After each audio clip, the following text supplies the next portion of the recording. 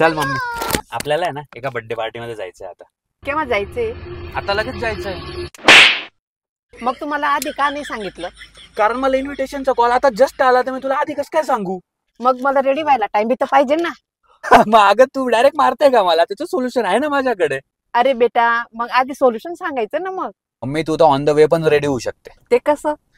हे घे faces कॅनडाचे product, खास तुझ्यासाठी आणलेत मी. ही आहे फेसेस कॅनडा स्ट्रोब क्रीम. यात आहे शिया बटर आणि हायलोरॉनिक ऍसिड, जे त्वचेला संपूर्ण दिवसभर हायड्रेटेड ठेवतो. याने चेहऱ्याला इन्स्टंट ग्लो येतो.